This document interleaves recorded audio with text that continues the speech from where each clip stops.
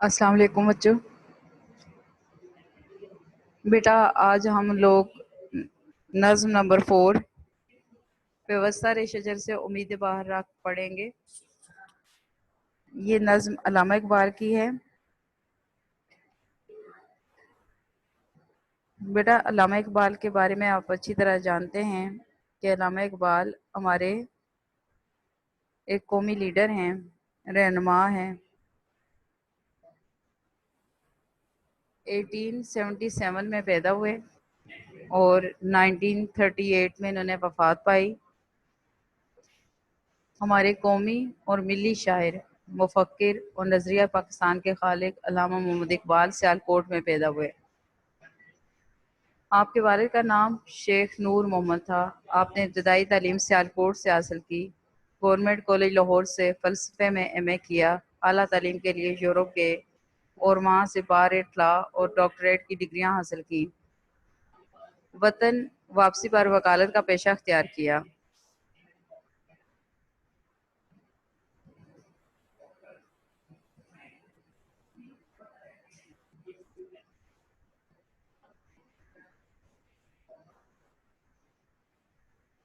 انیس سو تیس میں خطبہ الہ آباد میں مسلمانوں کے لیے الگ ملک کا نظریہ پیش کیا.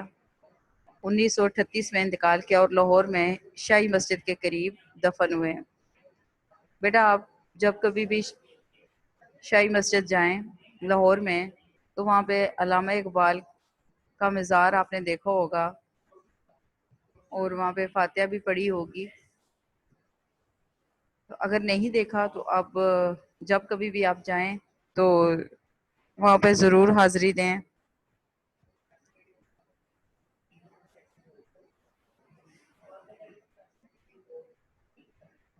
علامہ اقبال نے 2 زبانوں میں شاعری کی، اردو اور فارسی.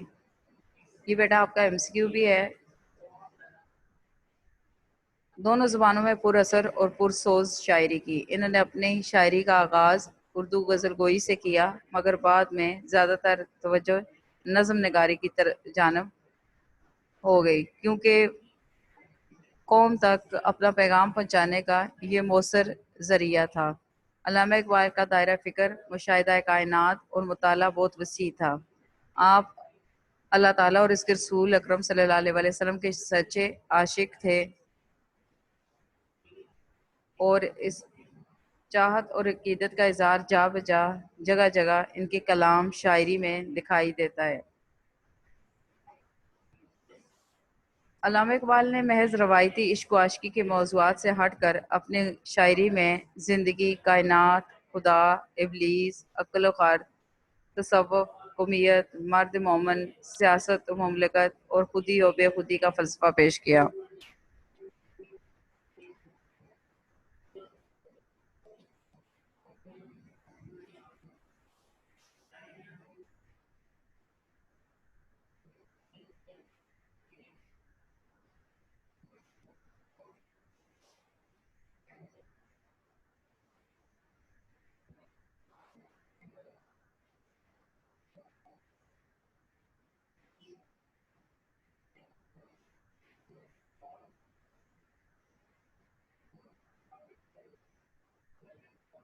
اس میں کوئی شک نہیں کہ علامہ اقبال جیسا عظیم شاعر و فلسفی آج تک پیدا نہ ہو سکا.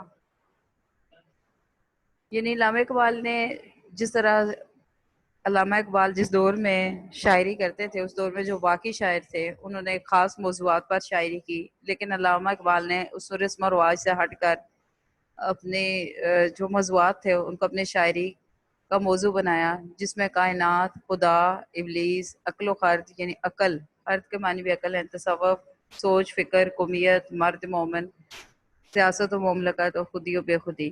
یہ وہ موضوعات ہیں جن پر باقی لوگوں نے بہت کم ان پر شاعری کی اور شاعری میں اپنا موضوع بنایا، لیکن علامہ اقبال کی شاعری سب سے مختلف اور الگ اسی وجہ سے ہے.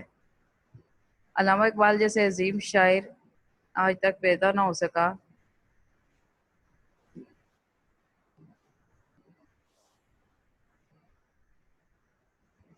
بانگ طرح، بال جبرائیل اور ضرب کلیم ان کی اردو شاعری کی کتابیں ہیں. یہ تینوں کتابیں اردو زبان میں ہیں. یعنی اردو شاعری کی ہیں بانگ درا، بال جبریل، ضرب کلیم. ان کو انڈر لائن کریں.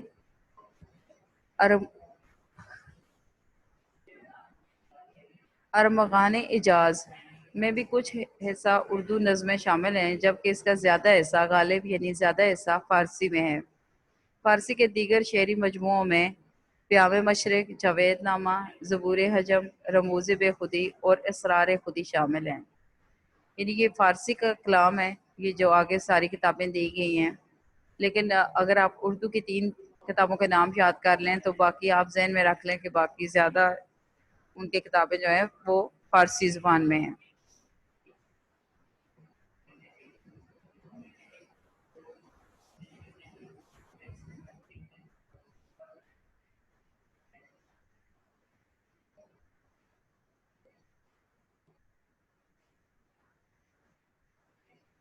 بیٹا علامہ اقبال ہمارے قومی شاعر اور تصور پاکستان کے خالق ہونے کے ساتھ ساتھ انہوں نے قوم کو اتحاد و یگانگت کا درس دیا.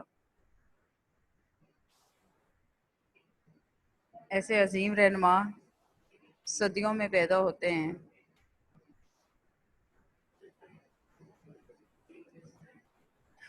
پیوستر شجر سے امید بہار رکھ، یہ نظم علامہ اقبال کی ملی شاعری کی بہترین مثال ہے. یہ نظم ان کی کتاب بانگ درا سے لی گئی ہے. علامہ اقبال کا شاعری کا جو انداز تھا وہ ہمیشہ مثال دے کر بات کرتے تھے. یعنی کہ کوئی بھی بات کرتے تھے تو اس میں وہ مثال دیتے تھے. تو بیٹا یہ جو نظم ہے اس میں بھی انہوں نے ایک درخت اور ٹہنی کی مثال دی ہے، اور مثال دے کر قوم کو اتحاد کا درس دیا ہے، اتحاد و یگانگت کا درس دیا ہے. علامہ اقبال نے فرد اور قوم کے تعلق کو درخت اور ٹہنی سے واضح کیا ہے اپنی اس نظم میں، اور مسلمانوں کو ایک قوم ہونے اور آپس میں اتحاد اور یگانگت سے رہنے کی مثال دی ہے. علامہ اقبال کی یہ نظم ایک بہترین نظم ہے. علامہ اقبال کہتے ہیں کہ فرد قائم ربط ملت سے ہے، تنہا کچھ نہیں، موج ہے دریا میں اور بیرون دریا کچھ نہیں. بیٹا یہ نظم آپ پڑھیں گے تو آپ کو اندازہ ہوگا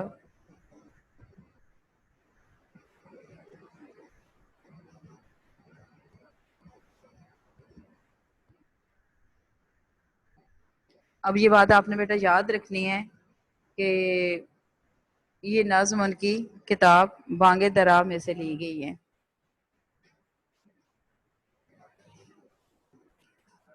ڈالی گئی جو فصل خزاں میں شجر سے ٹوٹ، ڈالی گئی جو فصل خزاں میں شجر سے ٹوٹ، ممکن نہیں ہریو صحاب بہار سے. فصل خزاں، پھر خزاں کا موسم، ڈالی شاخ، شجر درخت،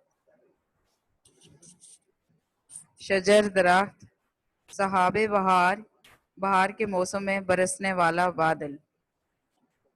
ڈالی شاخ، فصل خزاں، خزاں کا موسم، شجر درخت، صحاب بہار، بہار کے موسم میں برسنے والا بادل.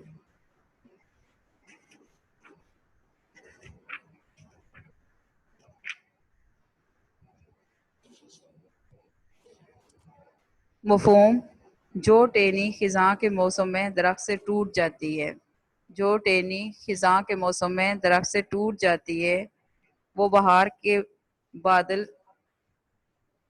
برسنے پر بھی سرسبز نہیں ہو سکتی، وہ بہار کے بادل برسنے پر بھی سرسبز نہیں ہو سکتی.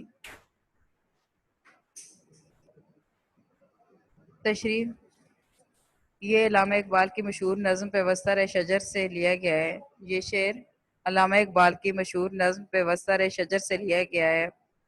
علامہ اقبال اسلام کے ایک بڑے علمبردار اور ملت اسلامیہ کے اتحاد کے داعی تھے۔ اس شعر میں وہ فرد کے ملت کے ساتھ رابطے کی اہمیت کو ایک مثال سے واضح کرتے ہیں کہ درخت کی جو شاخ خزاں کے موسم میں درخت سے ٹوٹ جاتی ہے وہ کبھی ہری بھری نہیں ہو سکتی، خواہ کتنے ہی بادل اس پر برس جائیں، اس پر کوئی بھی موسم گزر جائے، اس پر موسم کا بادل کا کوئی اثر نہیں ہوتا، وہ سر سبز و شاداب نہیں ہو سکتی۔ اسی طرح سے جب کوئی فرد اپنی قوم سے اپنا تعلق توڑ لیتا ہے تو اس کی نشو و نما، ترقی اور خوشحالی رک جاتی ہے اور تباہی اس کا مقدر بن جاتی ہے۔ علامہ اقبال نے اس میں مثال دی ہے ایک درخت کی اور ٹہنی کی۔ درخت سے ان کی مثال قوم ہے اور ٹہنی سے ان کی مراد فرد ہے۔ ٹہنی سے مراد فرد اور درخت سے مثال قوم۔ فرد قائم ربط ملت سے ہے، تنہا کچھ نہیں، موج ہے دریا میں بیرون دریا کچھ نہیں۔ یہ جو شعر ہے یہ ریفرنس کے طور پر آپ ہر ایک شعر میں اس کے لکھ سکتے ہو، جتنے بھی یہ نظم ہے اس میں ریفرنس کے لیے آپ 2 شعر یاد کر لیں اور وہی 2 شعر آپ ہر شعر میں ریفرنس کے طور پر لکھتے جائیں، کیونکہ یہ اتحاد کے بارے میں ہے۔ ساری نظم جو ہے مسلمانوں کو اتحاد و یگانگت کا درس دیا جا رہا ہے اس میں۔ اور ان کو شعر نمبر 2 ہے لازوال عید خزاں اس کے واسطے، ہے لازوال عید خزاں اس کے واسطے، کچھ واسطہ نہیں ہے اسے برگ و بار سے۔ لازوال نہ ختم ہونے والا، انمٹ۔ عید خزاں خزاں کا دور، عید خزاں خزاں کا موسم، خزاں کا دور، اس کے واسطے اس کے لیے کچھ واسطہ نہیں، کچھ تعلق نہیں اسے برگ و بار سے۔ برگ و بار پتے اور پھل، برگ و بار پتے اور پھل، برگ و بار پتے اور پھل۔ لازوال نہ ختم ہونے والا، لازوال نہ ختم ہونے والا، عید خزاں خزاں کا موسم، واسطے لیے کچھ واسطہ نہیں، کوئی تعلق نہیں اسے برگ و بار سے۔ برگ و بار پتے اور پھل۔ مفہوم: موسم خزاں میں جو ٹہنی درخت سے ٹوٹ جاتی ہے اس پر نہ ختم ہونے والا خزاں کا موسم شروع ہو جاتا ہے۔ پتوں اور پھلوں سے اس کا تعلق ختم ہو جاتا ہے، پتوں اور پھلوں سے اس کا تعلق ختم ہو جاتا ہے لازوال عید خزاں اس کے واسطے، اس کے مطلب اس ٹہنی کے لیے، اس شاخ کے لیے جو درخت سے ٹوٹ گئی ہے، یعنی خزاں کے موسم میں درخت سے ٹوٹ جانے والی ٹہنی پر ہمیشہ کے لیے خزاں کا موسم چھا جاتا ہے، پھر اس کا پتوں اور پھلوں سے کوئی تعلق، کوئی سروکار نہیں رہتا۔ یہ اس کا مفہوم ہے بیٹا۔ اب اس کی جو تشریح ہے اس میں علامہ اقبال کے بارے میں جو آپ نے لائنز یاد کرنی ہے یا لکھنی ہے وہ آپ کے نوٹس میں بھی لکھی ہوئی ہیں، اور آپ نے ایک جیسی لائنز اور علامہ اقبال کے بارے میں یاد کریں اور لکھیں کہ علامہ اقبال ملت کے ساتھ رابطے کی اہمیت کو واضح کرتے ہوئے کہتے ہیں کہ درخت سے ٹوٹی ہوئی شاخ ہمیشہ کے لیے خزاں کا شکار ہو جاتی ہے، اس پر ہمیشہ خزاں کا دور دورہ رہتا ہے جو کبھی ختم ہونے میں نہیں آتا۔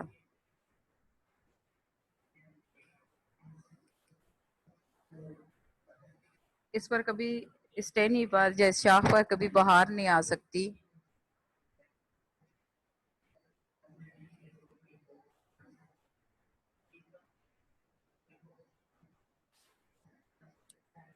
اس کا تعلق درخت سے ختم ہو جاتا ہے، وہ کبھی سر سبز و شاداب نہیں ہو سکتی، وہ پتوں پھلوں سے محروم ہو جاتی ہے، وہ کبھی ہری بھری نہیں ہو سکتی۔ اس قوم کا بھی یہی اشر ہوگا، اس فرد کا بھی یہی اشر ہوگا جو اپنا تعلق قوم سے توڑ لیتے ہیں۔ تو علامہ اقبال نے اس میں ایک درخت سے مسلمانوں کو درس دیا ہے، مثال دی ہے کہ آپ بھی اس سے سبق حاصل کرو، آپ کا بھی یہی حال ہوگا کہ جو شخص اپنی قوم سے اپنا تعلق توڑ لیتا ہے وہ ہمیشہ کے لیے زوال کا شکار ہو جاتا ہے۔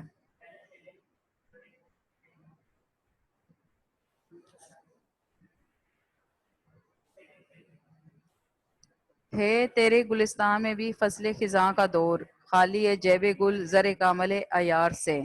ہے تیرے گلستان میں بھی فصل خزاں کا دور، خالی ہے جیب گل زر کامل عیار سے۔ گلستان، باغ، فصل خزاں، خزاں کا موسم، فصل خزاں، خزاں کا موسم، جیب گل، پھولوں کی جیب، جیب گل، پھولوں کی جیب، زر کامل عیار، مکمل طور پر کھرا سونا۔ لیکن یہاں مراد زردانے ہیں۔ زر کامل عیار، اس کا اصل معنی ہے مکمل یا خالص سونا، لیکن یہاں پر مراد ان کی زردانے ہیں۔ آپ یہاں پہ معنی لکھیں گے مراد زردانے، پھولوں کے زردانے۔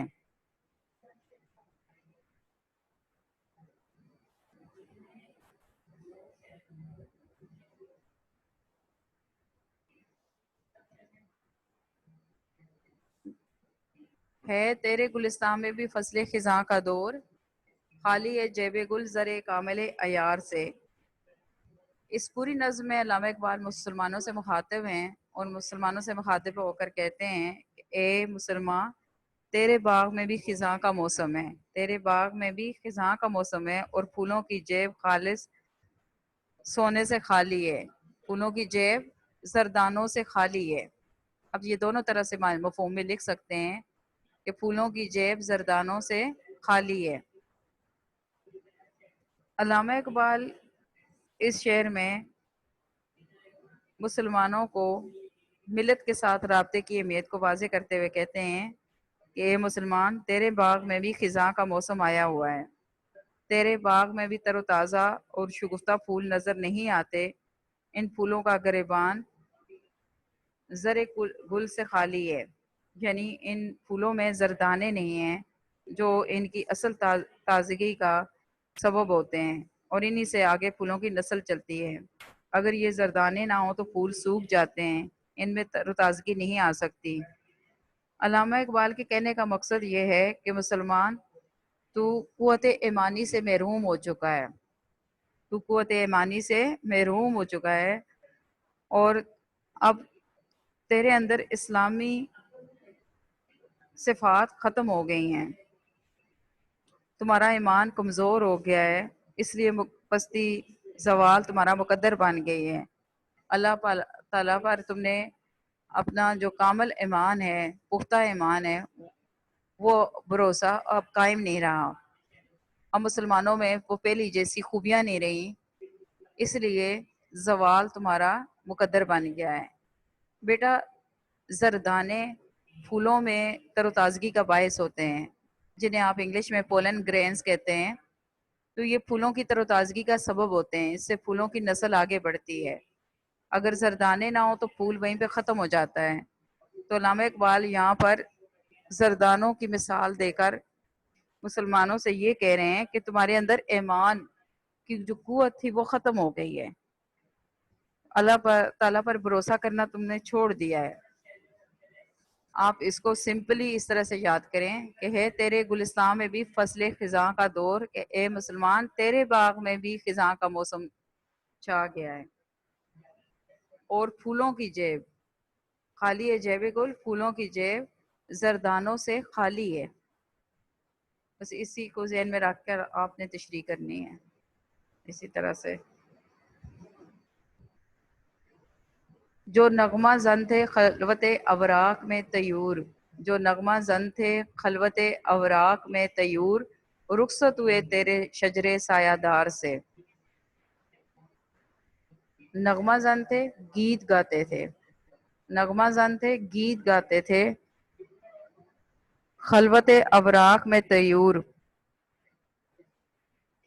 خلوت اوراق پتوں میں چھپ کر، پتوں میں پوشیدہ ہو کر، خلوت اوراق پتوں میں چھپ کر، پتوں میں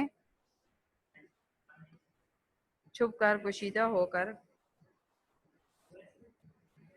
طیور طائر کی جمع پرندے رخصت ہوئے چلے گئے تیرے شجرے سایہ دار سے. شجرے سایہ دار، سایہ دار درختوں سے.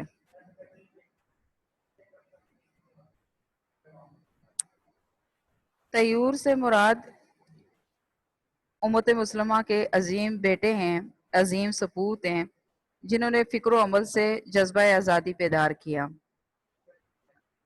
علامہ اقبال کے کہنے کا مفہوم کچھ اس طرح سے ہے کہ وہ پرندے جو تیرے سایہ درختوں کے پتوں میں چھپ کر گیت گایا کرتے تھے، اب وہ چلے گئے، رخصت ہو گئے ہیں. وہ پرندے جو تیرے سایہ دار درختوں کے پتوں کی اوٹ میں چھپ کر گیت گایا کرتے تھے، اب وہ رخصت ہو گئے ہیں. اس شعر میں علامہ اقبال مسلمانوں سے مخاطب ہیں اور مخاطب ہو کر کہتے ہیں کہ اے مسلمان، تیرے باغ میں بھی سایہ دار درخت تھے جن کے پتوں میں چھپ کر پرندے گیت گایا کرتے تھے. اب وہ پرندے باغ سے رخصت ہو گئے ہیں کیونکہ بہار کا موسم ختم ہو گیا ہے اور خزاں کا موسم آ پہنچا ہے. خزاں کے موسم میں پتے جھڑ جاتے ہیں، گر جاتے ہیں، درخت ٹنڈ منڈ ہو جاتے ہیں اور وہ خوش الحان یعنی اچھی آواز والے پرندے اجڑے ہوئے باغ کو چھوڑ کر چلے گئے ہیں. یعنی جو شاخ درخت سے کٹ کر الگ ہو چکی ہے وہ سوکھ جاتی ہے، اس پر نہ تو کوئی پرندہ بیٹھتا ہے اور نہ ہی اس پر کوئی نغمہ زنی کی امید کی جا سکتی ہے. تو علامہ اقبال مسلمانوں سے مخاطب ہو کر کہتے ہیں کہ مسلمان تو زوال کا شکار ہو گیا ہے.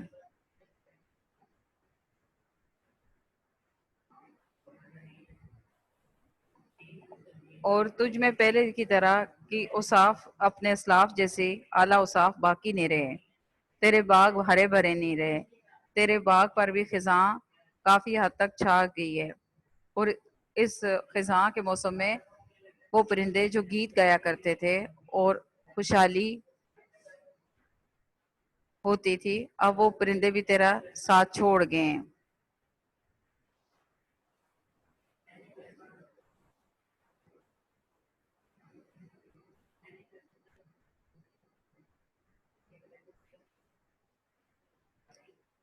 اگلا شعر بیٹے.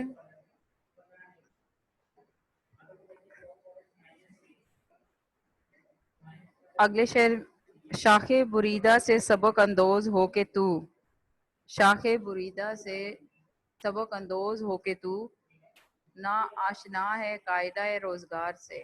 شاخ بریدہ کٹی ہوئی شاخ، شاخ بریدہ کٹی ہوئی شاخ، سبق اندوز ہو سبق حاصل کر، سبق اندوز ہو سبق حاصل کر، نا آشنا ہے، نا آشنا نا واقف ہے قاعدہ روزگار سے، زمانے کے اصولوں سے.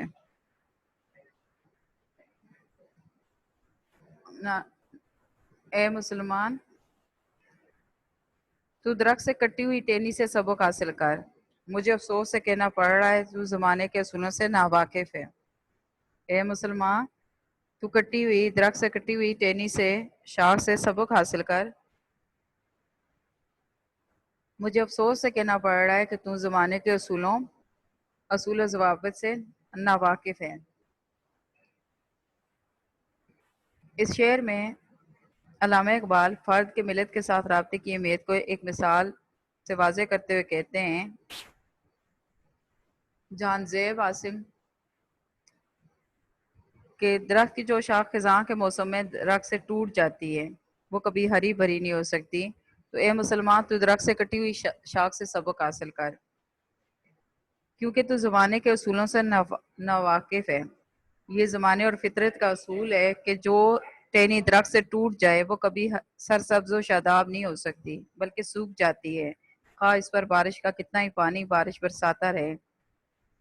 اس شاخ پر کوئی اثر نہیں ہوتا، اس کا برگ و بار سے تعلق ختم ہو جاتا ہے، وہ ہمیشہ کے لیے خزاں کا شکار ہو جاتی ہے.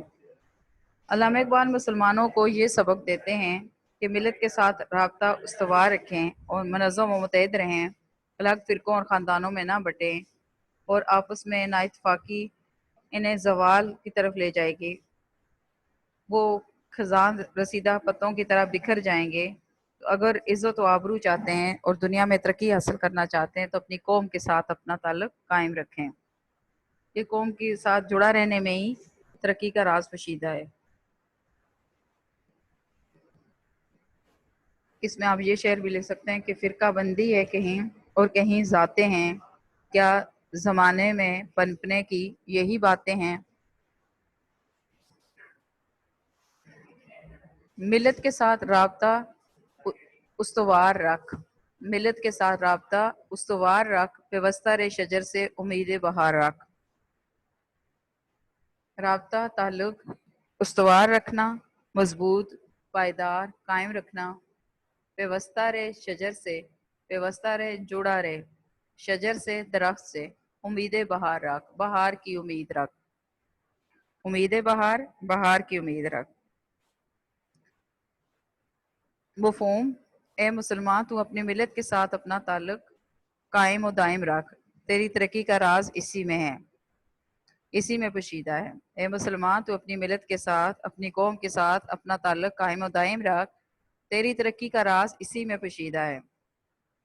اس شعر میں علامہ اقبال مسلمانوں کو درس دیتے ہوئے کہتے ہیں، نصیحت کرتے ہوئے کہتے ہیں کہ اے مسلمان تو اپنا تعلق امت کے ساتھ قائم رکھ، کیونکہ اسی صورت میں تو ترقی کر سکتا ہے، فلاح پا سکتا ہے۔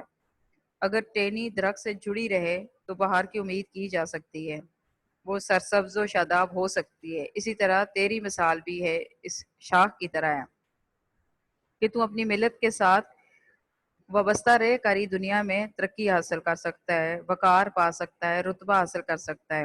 اگر تم ملت سے کٹ گیا تو پھر تیرا وجود بھی ختم ہو جائے گا۔ اس شعر میں علامہ اقبال نے براہ راست اتحاد کا درس دیا ہے، تبلیغ کی ہے۔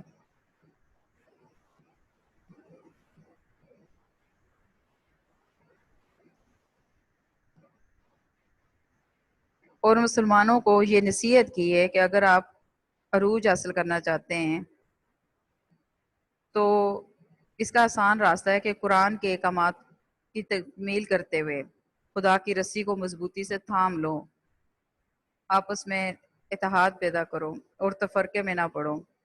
علامہ اقبال کہتے ہیں کہ مسلمان تو ملت کے ساتھ اپنا تعلق مضبوط رکھ، ملت کے ساتھ رکھ کی یہ مثال دے کر اور اس کی شاخ کی مثال دی ہے کہ اگر خزاں کے موسم میں درخت سے جڑا رہے گا تو یقیناً تجھ پر بھی بہار آئے گی، اور درخت کے کٹ گیا تو بہار کے موسم میں بھی ہرا بھرا نہیں ہو سکے گا۔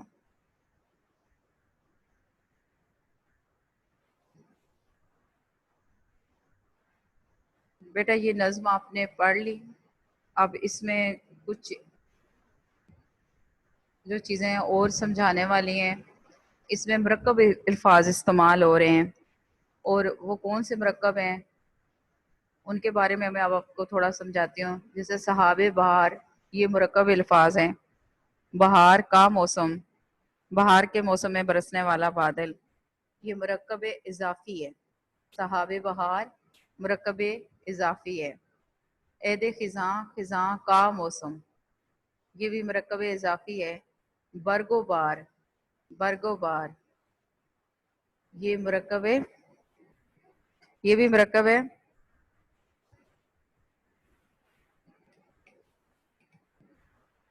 اور اس میں آپ نے یہ بتانا ہے کہ ان میں سے کون سا مرکب کون سا ہے، یعنی کہ مرکب اضافی کون سے ہیں۔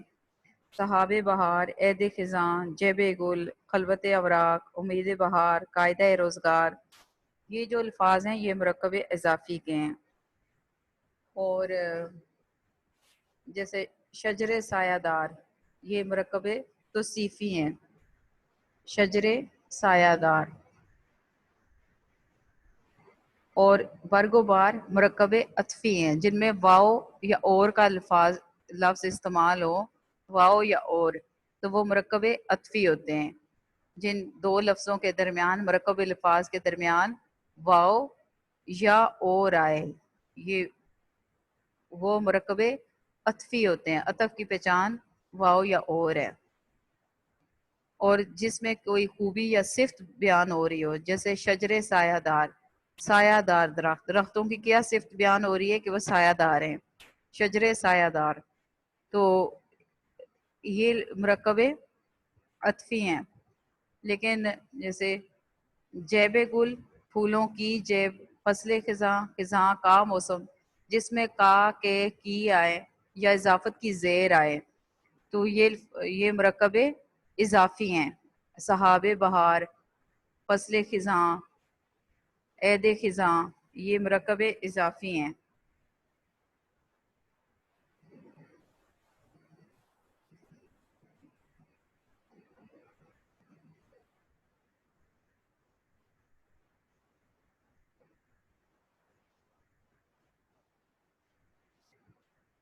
اس نظم کے کوشچن آنسر، علامہ اقبال نے ڈالی اور شجر سے کیا مراد لیا ہے؟ علامہ اقبال نے ڈالی سے مراد فرد جبکہ شجر سے مراد قوم لی ہے. ڈالی سے مراد فرد جبکہ شجر سے مراد قوم لی ہے. عید خزاں کس کے واسطے لازوال ہے؟ عید خزاں جو شاخ درخت سے کٹ جاتی ہے اس کے واسطے لازوال ہے. عید خزاں کس کے واسطے لازوال ہے؟ عید خزاں جو شاخ درخت سے کٹ جاتی ہے اس کے واسطے لازوال ہے. کس کے گلستان میں فصل خزاں کا دور ہے؟ مسلمانوں کے گلستان میں فصل خزاں کا دور ہے. جیب گل کس چیز سے خالی ہے؟ جیب گل زر کامل عیار سے خالی ہے. جیب گل کس چیز سے خالی ہے؟ جیب گل زر کامل عیار سے خالی ہے. خلوت ابراق میں کون نغمہ زن تھے؟ خلوت ابراق میں طیور نغمہ زن تھے. پرندے، طیور پرندے نغمہ زن تھے. ہمیں کس چیز سے سبق اندوز ہونا چاہیے؟ ہمیں شاخ بریدہ سے سبق اندوز ہونا چاہیے. شاخ بریدہ یعنی کٹی ہوئی، درخت سے کٹی ہوئی شاخ سے سبق اندوز ہونا چاہیے. ہمیں کس چیز سے سبق اندوز ہونا چاہیے؟ شاخ بریدہ یعنی درخت سے کٹی ہوئی شاخ سے سبق اندوز ہونا چاہیے. امید بہار کے لیے کس بات کی ضرورت ہے؟ امید بہار کے لیے شجر سے پیوستہ رہنا ضروری ہے. امید بہار کے لیے کس چیز کی ضرورت ہے؟ امید بہار کے لیے شجر سے پیوستہ رہنا ضروری ہے. اس نظم کے قوافی، قوافی کی جمع آپ کو ہوگی بہار، بار، عیار، سایہ دار، روزگار. اس شعر کی نثر بنائیں. جو طیور خلوت اوراق میں نغمہ زن تھے وہ تیرے شجر سایہ دار سے رخصت ہوئے. یعنی جو اس کا مفہوم بنتا ہے وہی آپ نے، اس کی نثر بنتی ہے وہی لکھ دینا ہے. جو طیور خلوت اوراق میں نغمہ زن تھے وہ تیرے شجر سایہ دار سے رخصت ہوئے. Column matching. ڈالی، صحاب بہار. ڈالی، صحاب بہار، فصل خزاں. ڈالی شجر، ڈالی شجر، فصل خزاں، صحاب بہار. ڈالی پہلا لفظ ہے ڈالی شجر، فصل خزاں، صحاب بہار. فصل خزاں، صحاب بہار. واسطہ تعلق، واسطہ تعلق، نغمہ زن طیور. جیب گل زر کامل عیار، جیب گل زر کامل عیار. شاخ بریدہ سبق اندوز، نا آشنا آشنا، نا آشنا آشنا. یہ ان کے معنی بتانے ہیں اور ان کے فصل خزاں، خزاں کا موسم، صحاب بہار، بہار کے موسم میں برسنے والا بادل. عید خزاں، خزاں کا موسم، خزاں کا دور. برگ و بار، پتے اور پھل. نغمہ زن، گیت گانے والے. خلوت اوراق، پتوں میں چھپ کر، پوشیدہ ہو کر. شجر سایہ دار، سایہ دار درخت. شاخ بریدہ، کٹی ہوئی شاخ. سبق اندوز، سبق حاصل کرنا. قاعدہ روزگار، زمانے کے اصول. امید بہار، بہار کی امید. بیٹا یہ مرکبات میں نے آپ کو سمجھا دیے، ان میں سے کون سے مرکب ہیں اور یہ چیزیں کیا ہیں. فصل خزاں، صحاب بہار، عید خزاں، یہ کون سے مرکب ہیں؟ مرکب اضافی. اور اس کے علاوہ جیسے برگ و بار مرکب عطفی. کچھ اس میں مرکبات ہیں لیکن کچھ الفاظ جو ہیں ان کے صرف آپ نے معنی بتانے ہیں. اور شجر سایہ دار، مرکب توصیفی، شاخ بریدہ کٹی ہوئی شاخ یعنی کہ مرکب توصیفی، امید بہار بہار کی امید، قاعدہ روزگار زمانے کے اصول، یہ مرکب اضافی، یہ دونوں مرکب اضافی ہیں۔ بیٹا اب آپ کی کلاس ختم ہونے لگا، آپ میں سے کوئی کوشچن کرنا چاہے، کوئی کچھ پوچھنا چاہے تو پوچھ سکتے ہیں۔